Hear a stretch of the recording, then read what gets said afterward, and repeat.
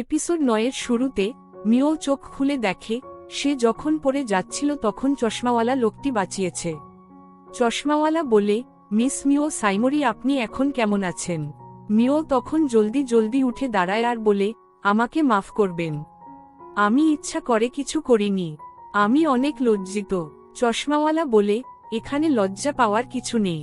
তখন কুডোর বোন বলে, আপনাকে অনেক ধন্যবাদ স্যার, মিওকে বাঁচানোর জন্য।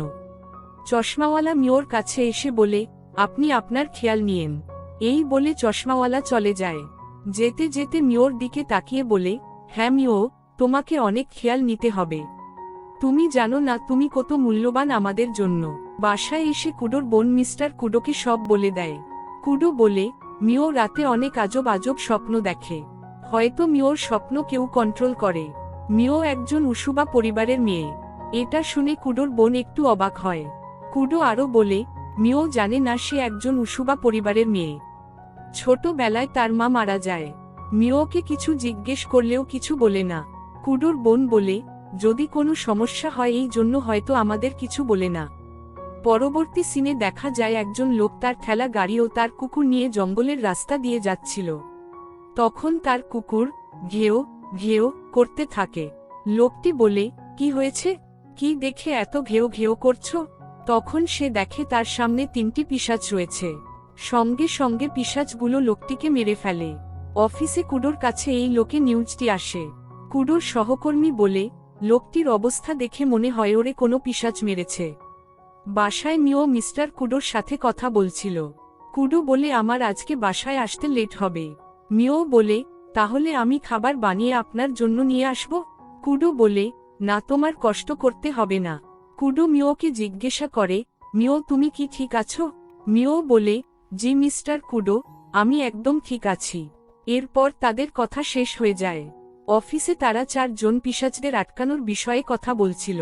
তাদের উদ্দেশ্য হল পিশাচগুলো যেন রাজধানীর মধ্যে আসতে না পারে। তাই তারা সিদ্ধান্ত নেয় রাজধানীর চারপাশে একটি বর্ডার বানাতে হবে।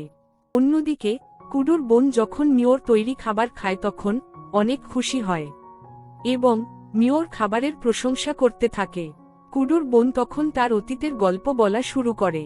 সে বলে, আমার বয়স যখন 17 তখন আমার বিয়ে হয়ে যায়। আমার স্বামী অনেক ভালো মানুষ ছিল, কিন্তু আমার স্বামীর বাবা মা আমাকে পছন্দ করত না।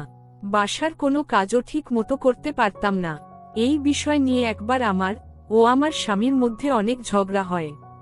শেষ পর্যন্ত আমাদের তালাক হয়ে যায়। তারপর আমি আমার বাবার বাড়ি চলে আসি। কিন্তু আমার এখন অনেক আফসোস হয়, আমাদের তালাক না হলেই ভালো হতো। রাতে মিও ও মিস্টার কুডো গল্প করছিল। তারপর তাদের মধ্যে একটু লাভি-ডাভি হয়। সকালে মিওর বাসায় চশমাওয়ালা লোকটি আসে। মিও তাকে দেখে একটু অবাক হয়। চশমাওয়ালা বলে, আপনি এখন কেমন আছেন? মিও বলে, আমি ভালো আছি, আমাকে ওইদিন বাঁচানোর জন্য আপনাকে ধন্যবাদ। চশমাওয়ালা বলে, মিস্টার কুডো কি বাসায় আছে? মিও বলে, না, আজকে মিস্টার কুডো অফিসে গেছেন। চশমাওয়ালা বলে, আমার নাম আরাতা সুরকি। মিও বলে, আমার নাম মিও সাইমরি। চশমাওয়ালা বলে, আপনাকে শহরের সবাই চিনে, আপনি তো পাশান কুডোর ফিয়ন্সে। সে আরও বলে, কুডো এত নিষ্ঠুর কিভাবে হতে পারে, আপনাকে সারাদিন কাজ করাই, এই জন্য তো আপনি এত ফুটবল হয়ে গেছেন। কুডোর নামে আরও অনেক বাজে বাজে কথা বলতে থাকে। মিও তখন তার উপর চিল্লিয়ে চিল্লিয়ে বলে, আপনি এইগুলো বলতে পারেন না, আমি নিজের ইচ্ছায় এত পরিশ্রম করি। চশমাওয়ালা তখন মাফ চায় আর কানের কাছে এসে বলে, আপনি এর চেয়ে আরও ভালো জায়গা ডিজার্ভ করেন। এই বলে চশমাওয়ালা লোকটি চলে যায়। অফিসে পিশাচগুলোর মারার নতুন প্ল্যান বানাচ্ছিল। মিটিং শেষে চশমাওয়ালা মিস্টার কুডোকে বলে, আমি আজকে আপনার বাসায় গিয়েছিলাম। সেখানে আমি মিস মিওকে দেখেছি, আগের থেকে অনেক ফুটবল হয়ে গেছে। আমি আগেও মিওকে দেখেছি। বাজারে যেই দিন অজ্ঞান হয়েছিল সেই দিন আমি ওকে বাঁচিয়েছিলাম। কুডো তখন অবাক হয় আর বলে, মিও অজ্ঞান হয়েছিল, আমি তো জানি না। চশমাওয়ালা বলে, আপনি মিওর কোনো খেয়াল রাখেন না, মাফ করবেন, আমি আপনার পারিবারিক বিষয়ে পড়তে চাই না। এই বলে চশমাওয়ালা চলে যায়। এরপর কুডোর কাছে তার গোয়েন্দা ফোন করে। গোয়েন্দা লোকটি বলে, আমি মিওর মায়ের সম্পর্কে কিছু জানতে পারিনি, কিন্তু সুমি সুরুবি নামের একটি মহিলার খোঁজ পেয়েছি। মিওর মায়ের নাম সুমি উসুবা। দুইজনেই নামই সুমি, কিন্তু বংশের নাম আলাদা। আজব বিষয় হলো সুরভি নামের কোনো বংশ আমি খুঁজে পাইনি। তখন কুডোর চশমাওয়ালা লোকটির কথা মনে পড়ে, তার নামের শেষেও সুরভি আছে। কুডো ধারণা করে এরাই উসুবা পরিবারের মানুষ, যার সুরুমি নামে আমাদের মধ্যে রয়েছে। বাসায় গিয়ে কুডো মিওর উপর অনেক রাগ করে।